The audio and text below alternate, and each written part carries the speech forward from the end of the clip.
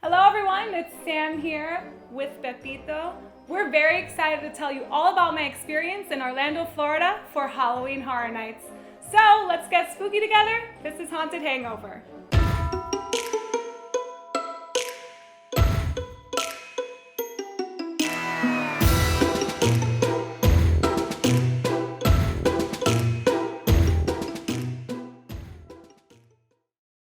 Halloween Horror Nights started at Universal Studios Florida with the opening title of Fright Nights in 1991. Each year since its opening weekend, it has progressed from a 3-day event to a month-and-a-half-long horror-filled frenzy with ever-changing themes. This year's Halloween Horror Nights consists of 10 haunted attractions, 5 scare zones, and an 80s theme. But keep in mind, this event is not recommended for children. So I'm sure you find it hard to believe that I haven't been to Halloween Horror Nights because that's kind of what we do, but we just never really had the chance, or I've never had the chance to go, and it's been going on for years, but I kind of chose the perfect year to go because it was an 80s themed event. Each year the theme changes. Once you walk in, it's like 80s overload. I think that more specifically, they kind of went with like the whole retro, like arcade mall theme, probably because Stranger Things was a huge attraction and that kind of like inspired them to go with 80s this year. So you walk through, it's still kind of bright at this point. I mean, Florida doesn't really get dark till 9 o'clock, which kind of takes away from the spookiness of it, but we were there till the very end, so we got to see it all.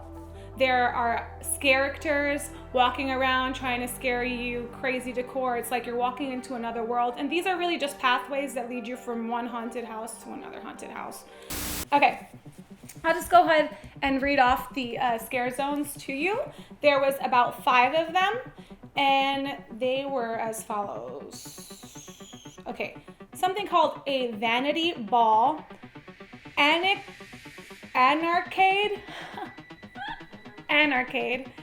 Rob Zombie Hellbilly Deluxe, Zombieland Double Tap, Vikings Undead, and that is it. Anarcade was so beautifully done. We actually have like great footage from this in the day and at the night. It's just these oversized arcade games that have all this 8-bit like kind of on repeat. You can actually play them. They're really for show. And in between games, it'll say Halloween Horror Nights on it.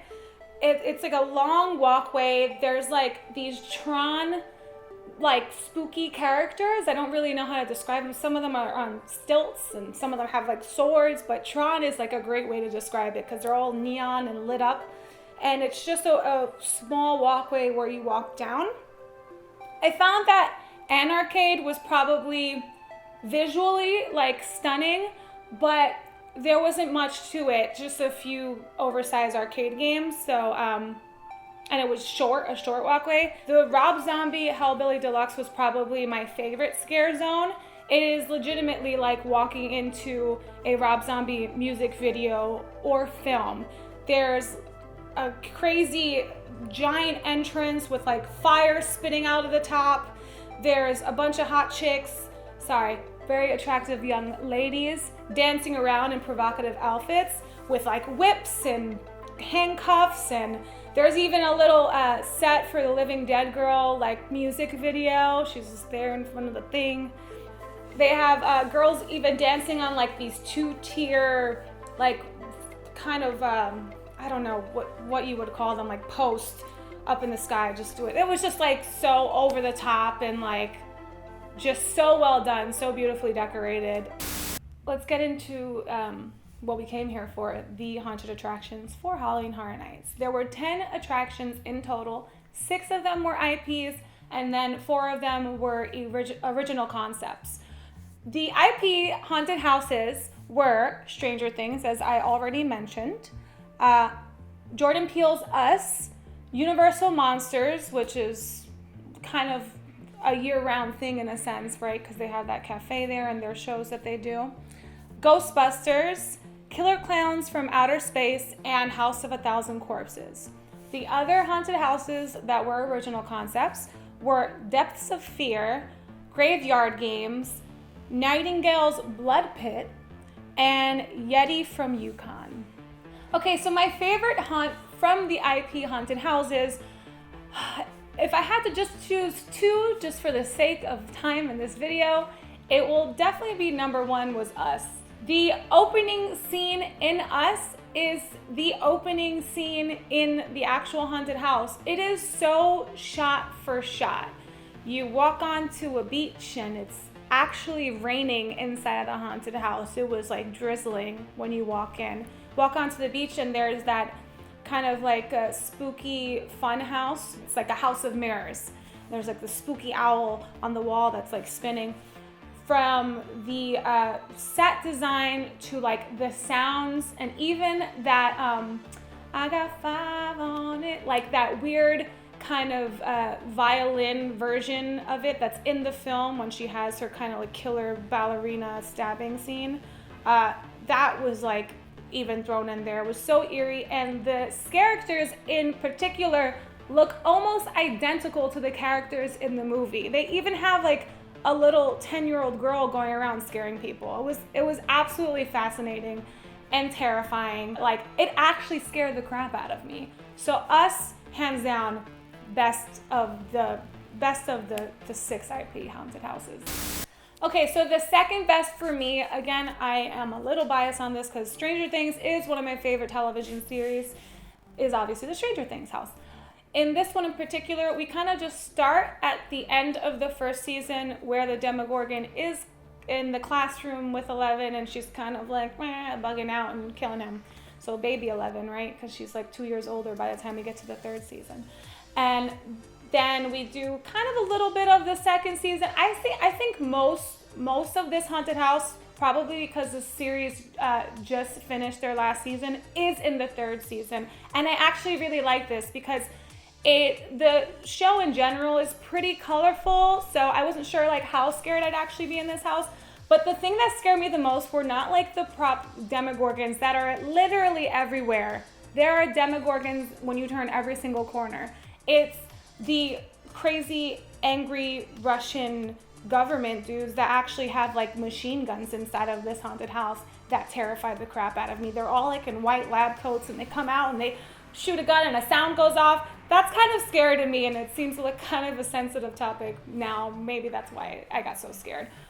Okay, so for my top 2 original themed haunted attractions, I have here the first one, Depths of Fear. So Depths of Fear on the map is not very specific, and actually when we walked to the haunted house, we had no idea what we were even walking into because you kind of just walk straight into a scene rather than something titled Depths of Fear. In this one in particular, it was called Fathom Corp. The concept of this is that you are in some kind of like submarine lab experiment gone wrong, and there's a bunch of killer squids everywhere. And when I say killer squids, like it's as silly as it sounds. There's like this life-size blue squid head creatures that are just all over the place trying to kill you. It was actually really cool and definitely original. So we just came out of a building that was labeled Fathom Corp. We don't read that anywhere on the map. I don't know if I'm missing something, if it's a film maybe I haven't seen. But I just got attacked by squids. I liked it. Of all the haunted houses that we've been to, we've seen a ton of haunted graveyards and we've seen a ton of insane asylums and prisons. I mean, those are like top 3 themes. So a demented submarine squid infested lab, that's kind of as original as it comes. It was really cool and definitely scared the crap out of me. Okay, so my second favorite original haunt is Yeti Terrors of the Yukon, Terror of the Yukon. So you're like a hiker on a spooky hike through the snow, and there's just Yetis everywhere, terrifying. And it's so crazy because one of the first things, like in Us, I mean, Universal really put so much money and effort into this set. You walk in and it's literally snowing on the inside of this haunted attraction. Something I haven't seen before, I think, anywhere. I just walked into like a snowy, creepy cabin and it was like really cool. It's pretty straightforward. There's just a abominable snowmans everywhere trying to kill you. And again, the thing that scared me the most in this one, like Stranger Things, is there's like people, like hunters in this spooky forest with guns trying to shoot at the Yetis. And gunshots, just that noise just scared the crap out of me. I don't know. So while Halloween Horror Nights is definitely worth the experience and all the attractions are so beautifully done, there is an issue of time. You have between 6 p.m. and 1 a.m. to do 10 haunted houses, walk through 5 scare zones, hopefully attend 2 shows, and there are still some rides that are there that are open at night that you probably, maybe you want to go on Transformers and go on the Mummy. Like, there's just not enough time to do all of it. And that kind of goes into my second issue, where it's like the amount of people that go, which is great. I mean, you have to expect something like this to get crowded. It's a little overwhelming. We purchased a general admission ticket as well as the Fast Pass, which ended up the Fast Pass is more expensive than the actual GA ticket. So it ends up coming out to like $150. But honestly, if I didn't buy that Fast Pass, we would not have gone into all 10 haunted houses. The lines on average were between 1 hour and 3 hours long. The Stranger Things at the peak of the night, which was about 10:30, went up to an hour and 45 minutes. So there's no way, there's just no time for you to actually see everything. We couldn't go see a show, and we had the Fast Pass. We couldn't even go on Transformers, and we had the Fast Pass. There was just no time. There's no time to see all of it. So it's kind of unfortunate. You have to be willing to drop some dough if you really want to go ahead and experience all the haunted houses, for sure. My third, I wouldn't say issue, it's something that I definitely expected. I was told that when you go to these haunted attractions, that it is heavily guarded with security. It's understandable. Like I said, there are thousands of people that go into these haunted houses, and you just never really know. It's more of like a safety hazard. It's not like going to a local Long Island haunted house. You know, you're more free to go in small groups because there are so many people and they really do go beyond capacity.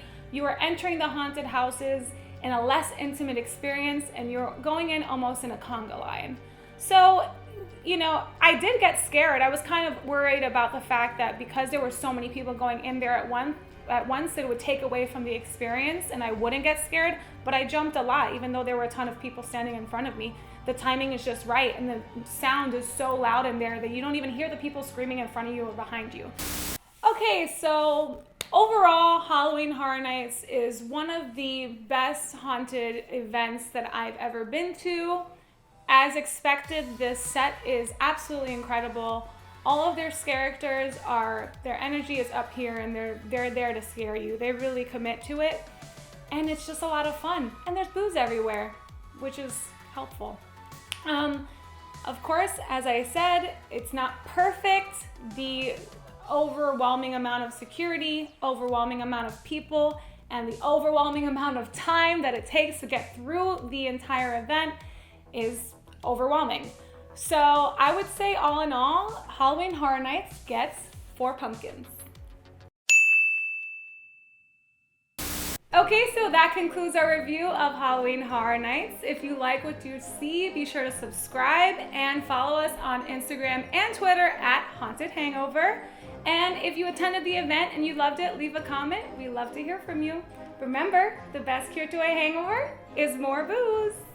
Say bye, Pipito.